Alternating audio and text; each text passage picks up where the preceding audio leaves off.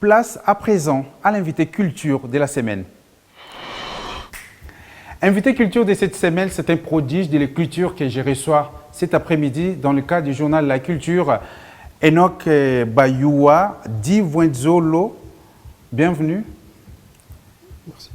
Et vous êtes, je disais tout à l'heure, vous avez 16 ans, mais déjà 4 ouvrages à votre actif. Expliquez-nous comment ça s'est fait qu'à 16 ans, on écrit déjà 4 ouvrages. Bon, Je vais préciser qu'il y a des romans et des carnets, des poèmes. Oui, oui. Il y a Sur le chemin de la vengeance et Dans la peau d'un grand comme roman, et à Regrets vitaux et Navire poétique comme carnet de poèmes. À 16 ans, on écrit 4. Comment on arrive à écrire 4 livres à 16 ans? On commence quand? Bon, vous savez, c'est un talent, et lequel talent est inné, donc voilà. C'est ma passion, l'écrit c'est ma passion, donc c'est quelque chose d'habitude, je le fais chaque fois. J'ai commencé à écrire à 13 ans Sur le chemin de la vengeance, alors que j'étais encore en 3e littéraire. C'était un roman, hein? Effectivement. Ouais. Je lisais. Je m'étais inspiré de plusieurs livres avant de commencer à écrire Sur le chemin de la vengeance, notamment du livre de Évariste Toumbabakoulundé, Paix à son âme, le journal de Clara, je cite. Et c'est ce qui vous a inspiré. Et dans ces premiers ouvrages, vous avez exploré ça se voit sur le chemin de la vengeance. C'était quoi en fait? Bon, j'essaie d'illustrer une réalité vitale, une réalité de la vie. Je parle d'une certaine vengeance, mais une vengeance qui ne se matérialise vraiment pas. J'ai juste essayé d'illustrer ce que je vois dans les communs de mortels. L'histoire parle d'un monsieur qui avait 2 petits frères, qui du reste ne l'aimait pas à cause de sa fortune. Et ces 2 petits frères conspirèrent contre lui pour le tuer, lui et son fils, pour hériter de sa fortune. Malheureusement, le fils et le père morts reviendront sous forme de la réincarnation pour se venger en quelque sorte, mais malheureusement, ils ne se vengeront pas enfin. Ils vont changer d'option. C'est pour cela que j'ai intitulé le roman Sur le chemin de la vengeance. Et je vois les deuxièmes ouvrages, vous avez directement retombé sur un carnet de poèmes, Navire poétique. C'est quoi en fait que vous avez exploré ici comme sujet poétique? Qu'est-ce qui vous a inspiré pour écrire cet ouvrage? Bon, vous savez, quand j'étais en train de conceptualiser Sur le chemin de la vengeance, j'étais en train d'écrire certains poèmes. Comme ça me venait certaines inspirations, j'écrivais des poèmes. Et un jour, je me suis dit, pourquoi ne pas collecter tous les poèmes que j'ai conceptualisés et en faire une œuvre, un ouvrage poétique? Et c'est pour cela, quand j'ai collecté ces poèmes, et j'ai aussi rajouté certains poèmes, étant donné que chaque poème avait sa nature, je me suis dit, l'intitulé qui était venu était Navire poétique. Pourquoi navire?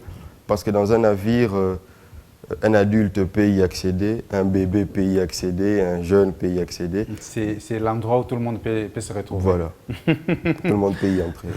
Et juste après, vous avez publié Dans la peau d'un grand.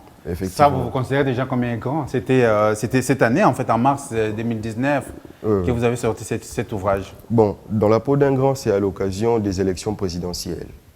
J'ai postulé à l'école, à l'Institut Bobo Koli, comme président des élèves. Comme président des élèves. Vous avez gagné? Non, malheureusement, j'ai perdu. Un bon perdant, vous avez accepté la défaite? J'ai accepté la défaite et j'ai accepté de travailler avec celle qui avait gagné, c'était une fille.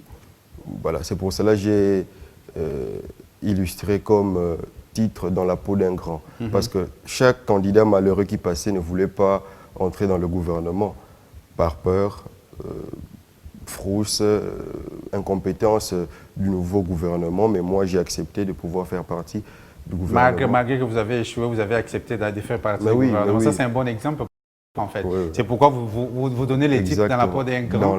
C'est en fait les parcours de cette élection dans l'école et vous êtes sorti perdant et après vous avez En fait, c'est une leçon de vie que vous nous donnez là. Vous Exactement. donnez aux adultes. Exactement. Donc, il faut qu'on accepte maintenant les résultats des élections. Et les élections doivent être justes. Alors, Oui. pour que quelqu'un accepte le chose.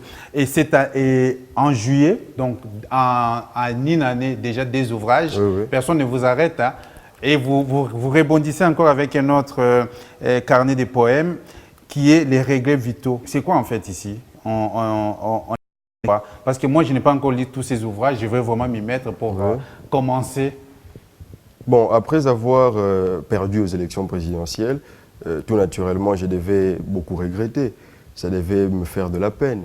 Et j'ai écrit certains poèmes afférents aux élections présidentielles et ça ne pouvait qu'avoir une certaine nature de regret. Voilà. Donc, Regrets vitaux parle des élections présidentielles aussi, mais d'une manière poétique, avec des poèmes. Donc, tout ce que vous vivez du jour au jour, vous les transformez en écriture, si je peux Exactement. Personne ne peut vous arrêter. À 16 ans, vous avez déjà 4 ouvrages. Et la prochaine étape, c'est quoi? Bon, je prépare plusieurs autres ouvrages. Déjà, Les Flammes, qui sera certainement ma 5e œuvre après Regrets vitaux. Je ne pense même pas que ça fera encore 2 mois. Les Flammes seront là. Et donc, vous n'allez pas jouer au foot, quoi. Quand les autres partent, vous jouez, vous mettez à écrire. Certains de mes amis me disent que j'ai perdu ma puérilité, quoi. J'ai perdu mon enfance, donc je ne fais que conceptualiser alors qu'eux sont en train de se divertir. C'est un petit peu ça. Mais c'est une passion pour moi. Ça vous plaît de ne pas aller avec des amis et rester dans la maison en train d'écrire, c'est ça? Mais oui, c'est une passion pour moi. Et on va parler un petit peu aussi de comment ces ouvrages sont édités. C'est en fait vos parents qui vous aident à éditer ces ouvrages parce que vous n'avez pas un éditeur. Donc, les gens doivent vraiment s'intéresser à ce que vous écrivez. C'est une très bonne écriture. Moi, je lis un petit peu des résumés de ces ouvrages. Quel est le message que vous lancez aux gens qui peuvent peut-être être intéressés à vous éditer, à vous propulser en fait, avec les talents que vous avez? Bon, vous savez, je suis jeune comme écrivain et j'ai passé toute une année en train de courir dans des maisons d'édition renommées qui pouvaient me booster.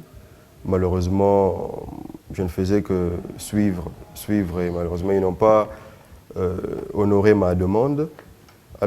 J'étais lassé par la suite, je me suis dit, je peux me booster de moi-même, spontanément comme ça, petit à petit. Mais quand j'étais allé à Mediaspol, si je me souviens très bien, ils ne croyaient pas qu'un petit de 13 ans pouvait conceptualiser déjà une œuvre. Bon, ça ne leur disait absolument pas.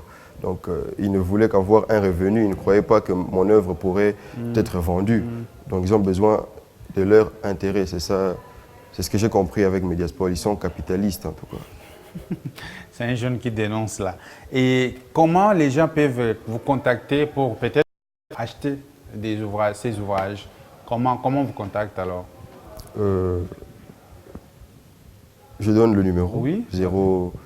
089 12 57 223.